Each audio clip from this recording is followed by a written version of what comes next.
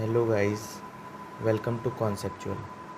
तो आज हम वॉल्केनो और माउंटेन के फॉर्मेशन के बारे में पढ़ेंगे, पर उससे पहले हम कुछ कॉन्सेप्ट जान लेते हैं। तो चलिए स्टार्ट करते हैं। तो सबसे पहले हम अर्थ के इंटीरियर के बारे में जानेंगे। तो अगर हम अर्थ का एक स्लाइस काटें तो स्लाइस कुछ इस प्रकार से दिखाई पड़ेगा, जिसका अपर लेयर जो होता है वो क्रस्ट कहलाता है, जो मिडिल लेयर होता है वो मेंटल कहलाता है, जो लोअर लेयर होता है वो कोर कहलाता है।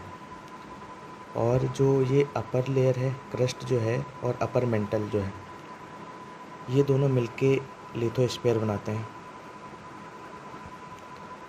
और इसी लिथोस्फीयर में, इसी अपर मेंटल में ही इस जगह पे एक जेली फ्लूइड होता है जो कि सेमी फ्लूइड कहलाता है, जिसका टेम्परेचर बहुत ही ज़्यादा होता है। तो चलिए अब सिर्फ इस पार्ट को जूम इन करके देख लेते हैं। ये पार्ट कुछ इस तरीके से दिखाई पड़ता है। इसके अंदर जो जेली है वो ऊपर नीचे मूवमेंट करती है इस तरीके से, ठीक है। अब चलिए एक और कॉन्सेप्ट देखते हैं जिसका नाम प्लेट्स है। तो अभी जो मैंने आपको लिथोस्फीयर बताया, ये वाला पार्ट, ये 7 मेजर और बहुत सारी मैनी माइनर प्लेट्स में डिवाइडेड है, ठीक है। तो जो 7 मेजर प्लेट्स हैं उनको तो मैं पूरा एक्सप्लेन नहीं करूँगा यहाँ पे, पर मैं जब आपको माउंटेन पढ़ाऊँगा तो 2 प्लेट के बारे में डिस्कस करूँगा, Eurasian plate plus Indo Australian plate.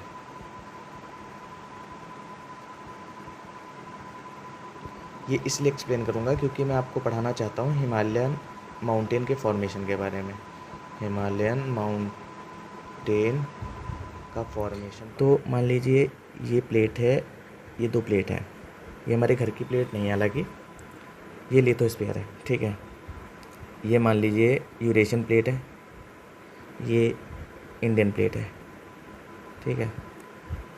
ये रिलेटिवली लाइटर है और ये डेंसर है, ठीक है।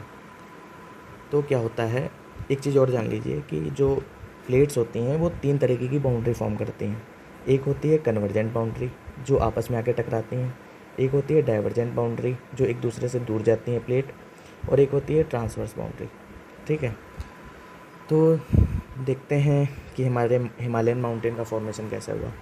हिमालयन माउंटेन का फॉर्मेशन कन्वर्जेंट बाउंड्री की वजह से हुआ।